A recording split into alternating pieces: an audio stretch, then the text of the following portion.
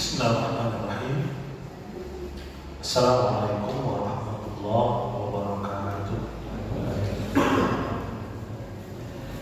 Alhamdulillah, wassalatu wassalamu ala Rasulillah wa ala alihi wa ashabihi wa man tabi'ahu bi ihsanin ila yaumil amma ba'd. Ayo ikhwah wal akhwat, azanallahu wa iyyakum jami'an. Kembali kita akan melanjutkan kajian kita tentang keutamaan tauhid. Kita masuk sekarang keutamaan yang keempat.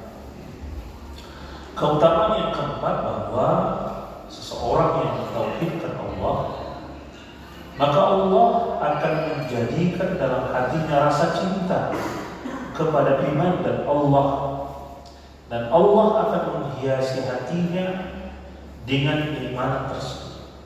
Serta Allah akan menjadikan di dalam hatinya rasa benci kepada kekafiran, kefasikan, dan kedurhakaan. Ini sifat istimewa dari seorang ahli tauhid. Ya, di mana apabila dia mentauhidkan Allah Ta'ala dengan benar, maka Allah menanamkan dalam lubuk hatinya kecintaan, cinta kepada Allah Ta'ala, cinta kepada Rasulnya alaihissalam, bahkan akan rela berkorban untuk Allah Ta'ala dan Rasulnya dengan mengorbankan harta dan jiwanya dan apapun yang dimilikinya, persis seperti yang disabdakan Nabi, ya, salasun man kunna fihi wajada halawatal iman. Ada 3 perkara yang bila ketiga perkara ini ada pada diri seseorang, maka dia akan merasakan manisnya iman. Apa ketiga perkara itu? Salah satunya ayyakunallahu wa rasuluhu ahabba ilaihi mimma siwahuma. Apabila Allah Ta'ala dan Rasulnya lebih dia cintai dari apapun, dari dirinya, dari hartanya, dari keluarganya sekalian. Bila seseorang mampu melakukan ini, dia akan merasakan manisnya iman. Tapi bila ia masih lebih mendahulukan dirinya, dunianya, hartanya, keluarganya dari Allah Ta'ala dan Rasulnya, maka ia tidak akan merasakan keimanan, lezatnya beriman dengan benar itu tidak. Maka kalau kita membaca sirah dari para sahabat Nabi radhiyallahu ta'ala anhum, lihat yang menyiksa mereka di awal-awal Islam itu adalah kerabat mereka, bahkan kadang ayah dan ibu mereka. Dan itu bisa kita baca dalam sejarah.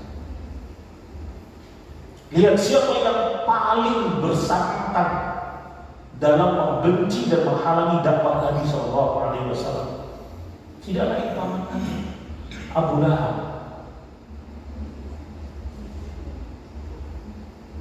Abu Lahab itu saudara laki-laki dari ayah Nabi, Abdullah. Jadi Abdullah bin Abdul Muttalib, Abu Lahab bin Abdul Muttalib, sama kan?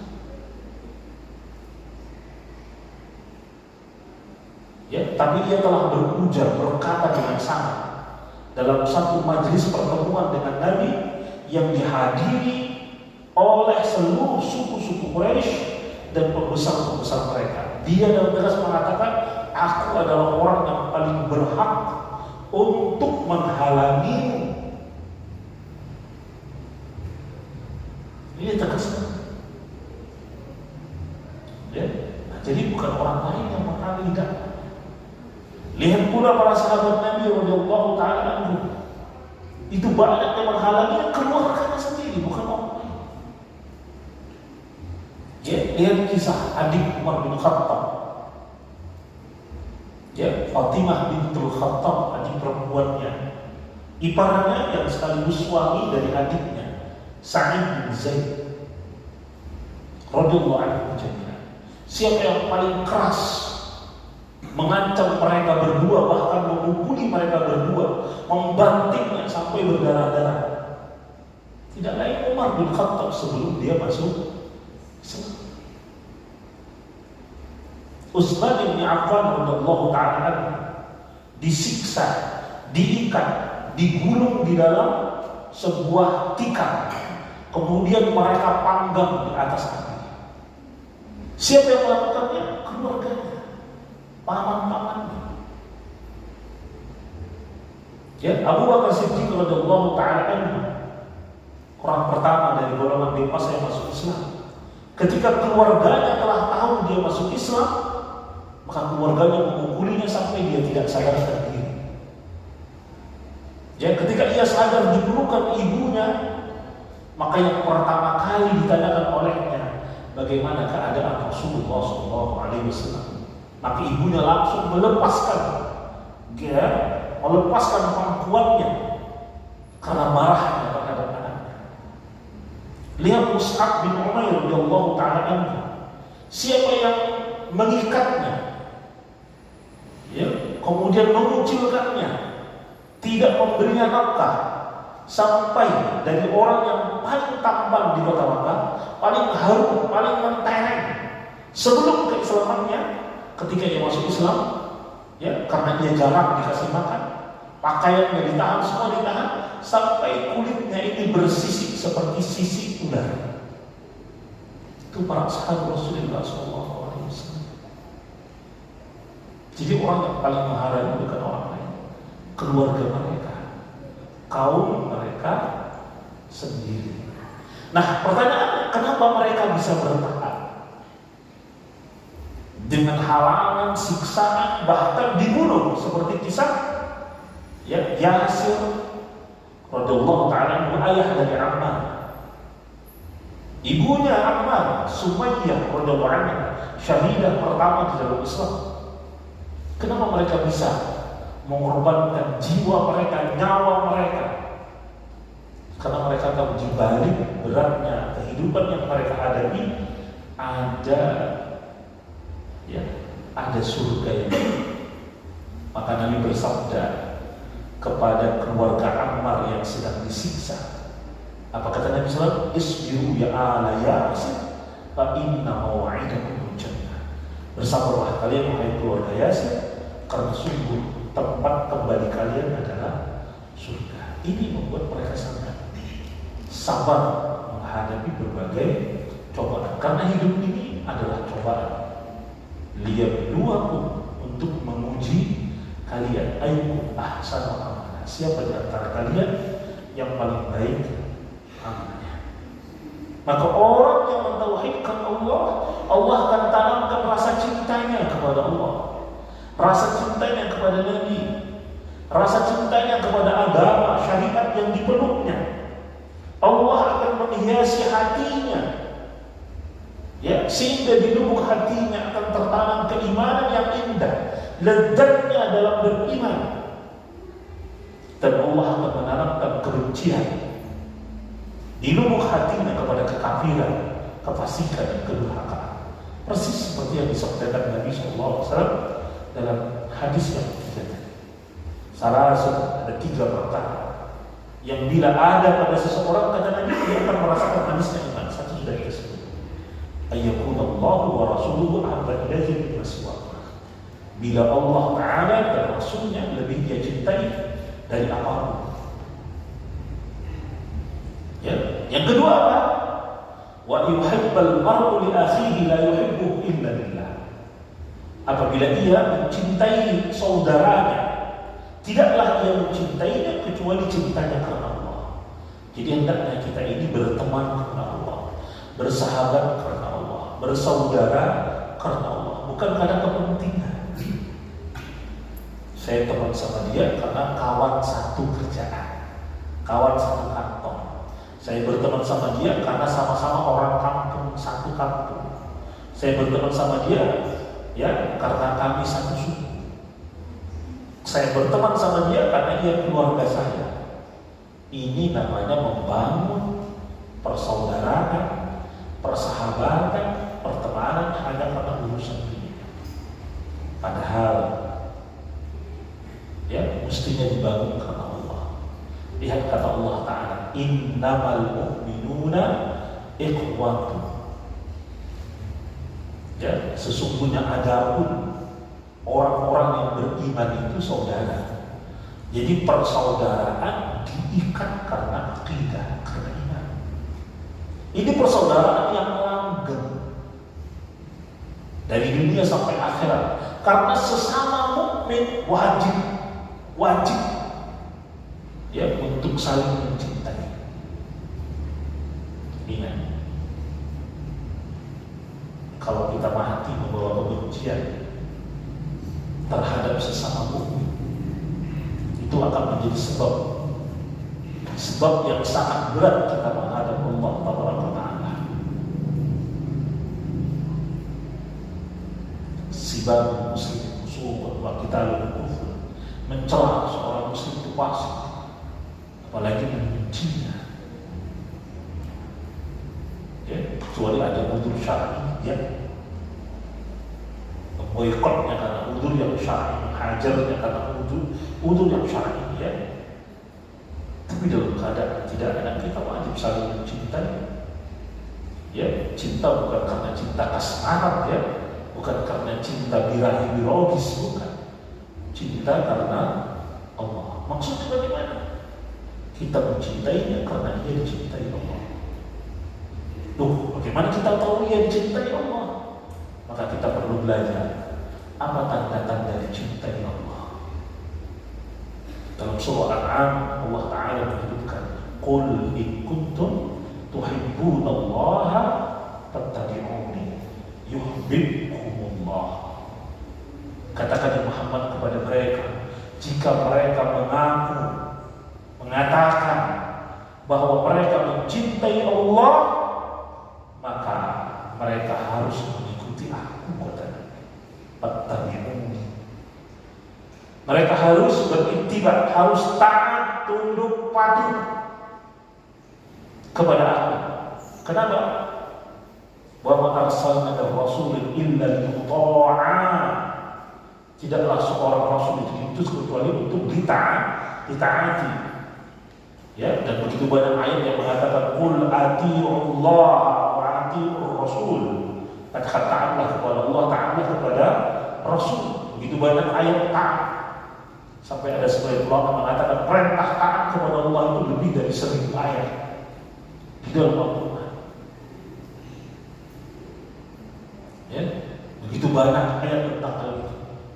Sehingga Imam Ibnu Battah membuat bab khusus dengan begitu banyak ayat akan wujud ta'ah kepada Rasulullah SAW dalam kitabnya Al-Ibadah. Nah, jadi yang kedua, yang ketiga, ya, apa yang ketiga? Wa ayyakraha ayya'uda ila al-kufri ba'da an anqadhahu Allah minhu kama yakrahu ayyudaka finnar. Dia benci untuk kembali kepada kekafiran setelah Allah Ta'ala menyelamatkan dia dari kekafiran. Sebagaimana bencinya dia kalau dia dicampakkan ke dalam neraka. Kalau ini 3 ciri tertanam, mencintai Allah Ta'ala dan Rasulnya melebihi apapun, mengalahkan apapun. Bila ia mencintai seseorang karena mencintainya karena Allah, membencinya karena Allah, ya, dan ia benci untuk kembali kepada kekafiran. Jadi dulu dia pelaku maksiat, pelaku bid'ah, bahkan mungkin pelaku syirik. Setelah Allah Ta'ala menyelamatkan dia, memberinya petunjuk, memudahkan dia memperdalam agama, menanamkan paham di lubuk hatinya, memudahkan dia mengamalkannya, kemudian dia kembali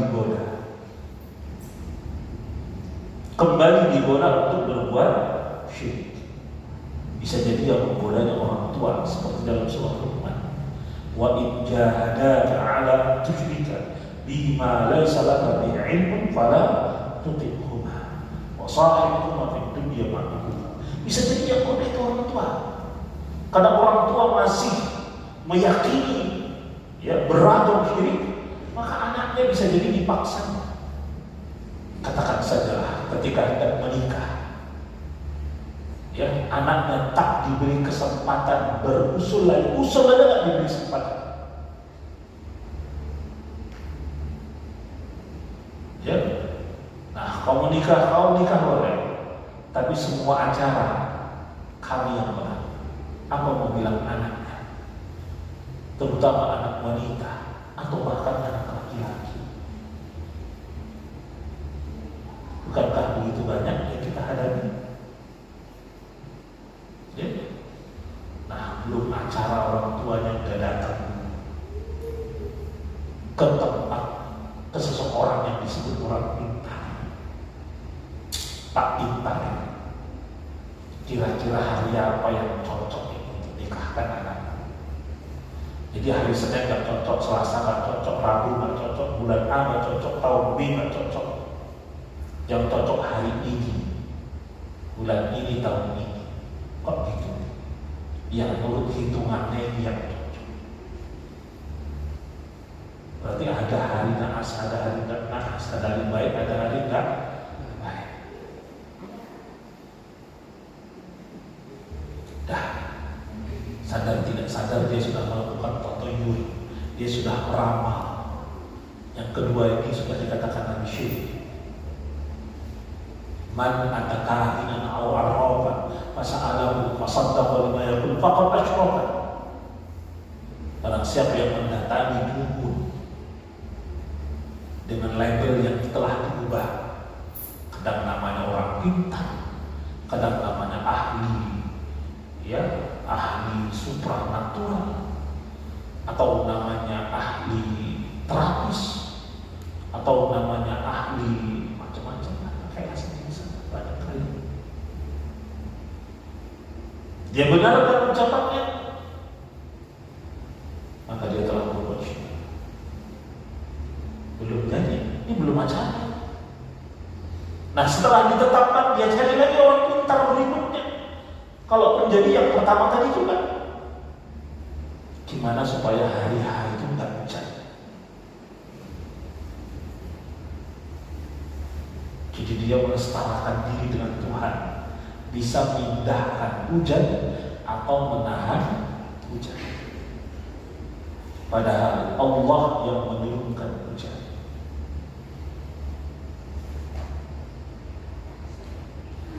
Wa anzala minas sama'i ma'an.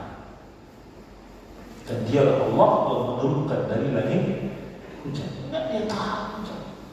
Kalau dia memang punya kemampuan menahan hujan atau menurunkan hujan, gak ada musim di negeri kita ini. Gak ada musim panas. Ketika musim kemarau datang, manggil Pak Hujan tadi. Kan dia bisa turunin hujan. Nah, ini kemarau Pak. Nah, coba biar hujan gimana? Ini Pak, kebakaran hutan. Pak Hujan dipanggil, Pak turunkan hujan. Enggak. Begitu banyak helikopter, pesawat dikerahkan untuk memadamkan api. Betapa banyak pemadam kebakaran dikerahkan. Enggak padam. Kemana Bapak yang bisa turunkan hujan tadi? Nah, sekarang musim banjir, panggil aja dia. Pak, tolong Pak hujannya ditahan. Atau pindahkan ke lautan sana. Atau pindahkan ke tempat yang sedang musim kemarau. Wah, berarti nggak perlu ada musim. Nggak takut kita sama musim. Musim kemarau aman. Bisa?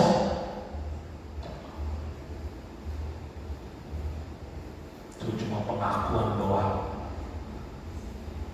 Ya, Allah sudah mengatakan dengan tegas, ya, bahwa perkara hujan perkaranya Allah,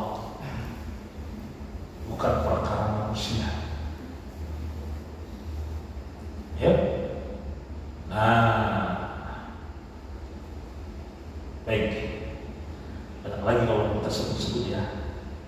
Nah, itu 3 di antaranya Allah akan tanamkan bagi orang yang mentauhidkan Allah. Mungkin untuk yang terakhir malam hari ini, yang kelima.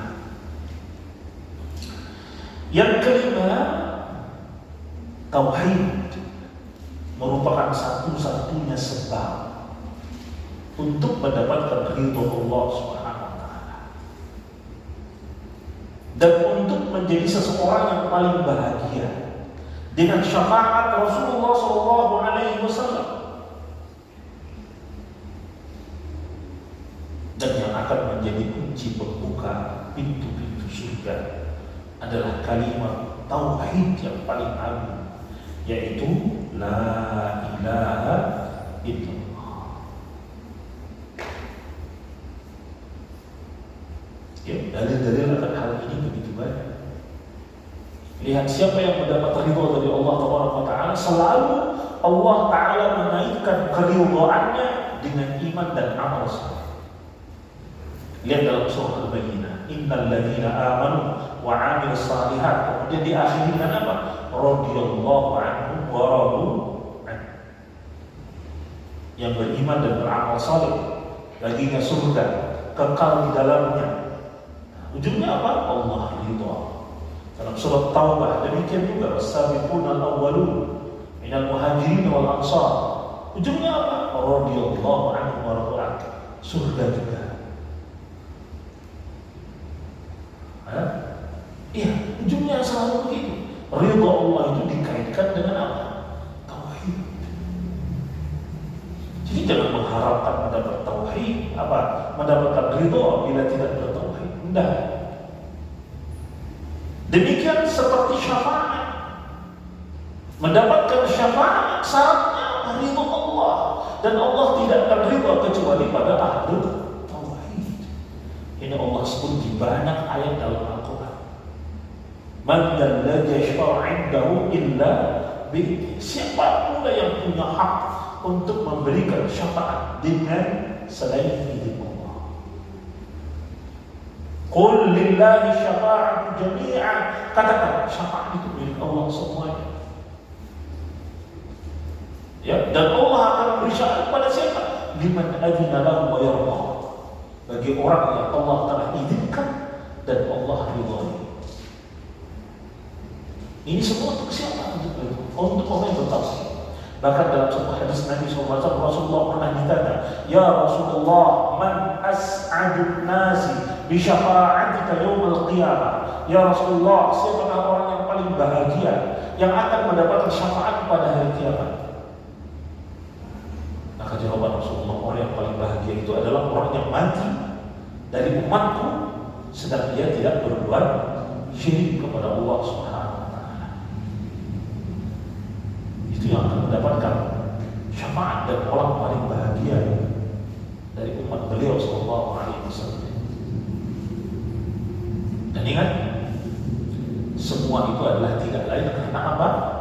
Karena kalimat terbaik yaitu la ilaha illallah. La ilaha illallah.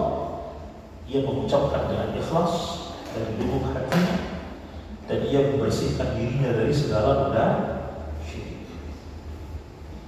Sebagaimana sabda Nabi kita, man mata wa huwa ya'lamu annahu la ilaha illallah dakhala al-jannah. Barang siapa yang mati dan dia mengetahui bahwa tidak ada yang berhak untuk diibadahi melainkan Allah Subhanahu wa taala, maka dia akan masuk surga. Ya, ini hadis sahih. Jadi kita perlu tahu bahwasanya surga itu akan diraih dengan meninggalkan tauhid. Demikian untuk pertemuan kali ini, semoga bermanfaat. Insyaallah akan kita lanjutkan pada pertemuan yang akan datang. Baik, kita ada waktu sedikit, mungkin ada yang bertanya.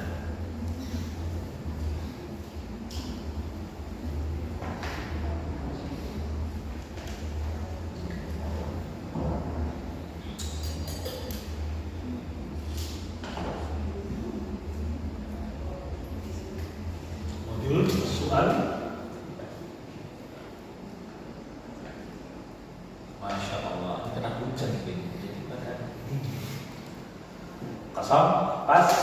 Baik, kalau nggak ada dari alhamdulillah. Kita sambung insyaAllah di pertemuan mendatang. Demikian alhamdulillah. Wassalamualaikum warahmatullahi wabarakatuh. Assalamualaikum.